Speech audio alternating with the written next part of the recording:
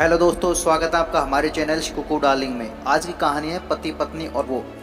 पति अभी नहा ही रहा था, तभी फ़ोन पर मैसेज टोन बजी। पत्नी मोबाइल के पास में ही खड़ी थी। उसका ध्यान फ़ोन की तरफ गया। उसने सहज ही फ़ोन उठाकर मैसेज पढ़ा। Hi good morning dear. किसी बेबी का मैसेज था। पत्नी सोच में पड़ जाती है कि अब यह बेबी कौन है। तब तक पति भी नहाकर बाहर आ चुका है।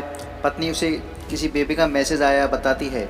पति मुस्कुरा देता है, फ़ोन उठाकर उस मैसेज का रिप्लाई करता है, hi baby how are you, और अपने काम में लग जाता है। इस रिप्लाई को भी पढ़ती है। अब हर पल पत्नी के दिमाग में यही विचार कौंधता रहता है कि यह बेबी कौन है।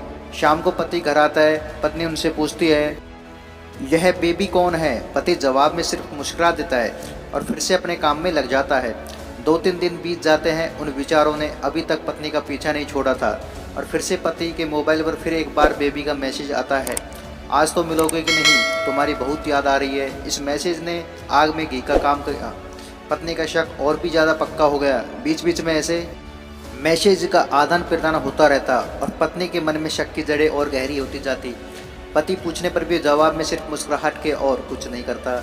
जैसा गुस्सा बनकर जब ज्वालामुखी की तरह फटता है, तब एक दिन उसे अपनी पत्नी की जेब में सिनेमा की 2 टिकटें मिलती हैं। पत्नी अपने पति में से बहुत झगड़ती है। पति उसे समझाने की कोशिश करता है, लेकिन वह कोई भी बात सुनने को तैयार नहीं है। पति को भी उस पर गुस्सा आ जाता है और यह झगड़ा और भी ज़्यादा बढ़ जाता है। गुस्से में पति घर से बाहर निकल जाता है। पत्नी का गुस्सा पति से कई गुना ज़्यादा है। तुरंत वो अपना सारा सामान पैक करती है, एक चिट्ठी लिखती है कि मैं मायके जा रही हूँ हमेशा के लिए, और पति का घर छोड़कर चली जाती है। गुस्सा शांत होने पर जब पति घर जाता है तो चिट्ठी पढ़कर उसके होश उड़ जाते हैं। 10 दिन बीत जाते हैं और गांव के उस घर पर डोरबेल बजती है जहां पत्नी रहने चली गई है। पत्नी दरवाज़ा खोलती है।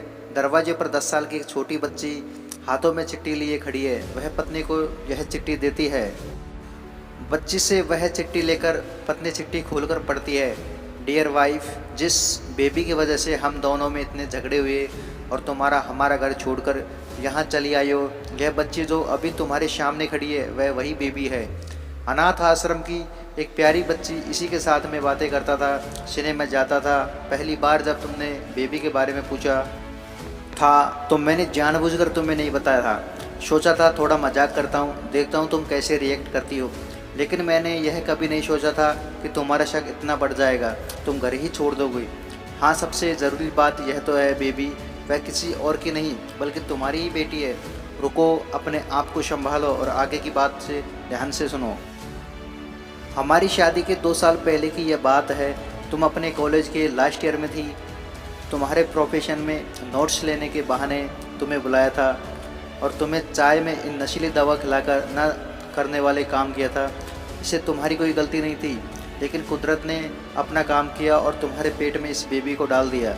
काफ़ी प्रयास करने पर भी अबॉर्शन नहीं हुआ तो तुम्हारे घर वालों ने समाज के दर्द से 6 महीने तक घर में ही रखा। तुम्हारे पिताजी खुद एक डॉक्टर हैं, इसलिए यह बिन मांगा बच्ची बड़ी आसानी से बिना किसी को कानों कान खबर हुए इस दुनिया में आया। भविष्य में तुम्हारी शादीशुदा ज़िंदगी में कोई प्रॉब्लम ना हो, इसलिए तुम्हारे पिता ने इस बच्चे को गांव के एक अनाथ आश्रम में छोड़ दिया। यह बच्चा मतलब यही बेबी जो अभी तुम्हारे सामने खड़ी है।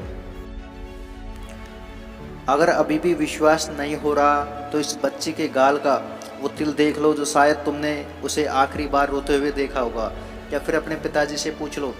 पत्नी जल्दी से उस बच्ची को पास में लेकर उसके गालों का तिल देखती है। उसका मन भर आता है, उसकी आंखों में आंसू आ जाते हैं, लेकिन अभी भी चिट्ठी बाकी है, इसलिए वह आगे पढ़ती है। मुझे पता है अभी भी तुम्हारे मन में यह सवाल उठ रहा होगा, यह सब मुझे कैसे पता। तुम्हें बता दूं कि यह सब तुम्हारे खुद के पिता ने ही अपने मन में उठ रहे पश्चाताप को शांत करने के लिए शादी के 1 महीने पहले मुझसे मिलकर सारी बातें मुझे बताई।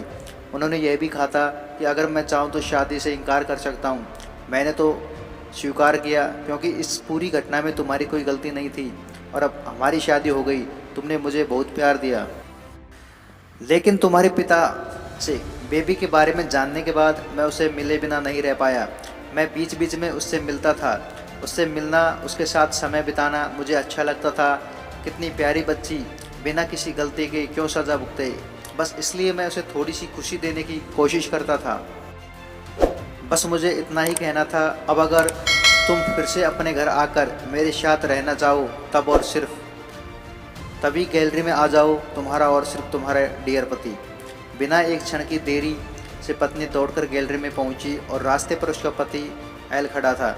उसके चेहरे पर मुस्कान की पत्नी, आंखों में आंसू थे के पुर थे।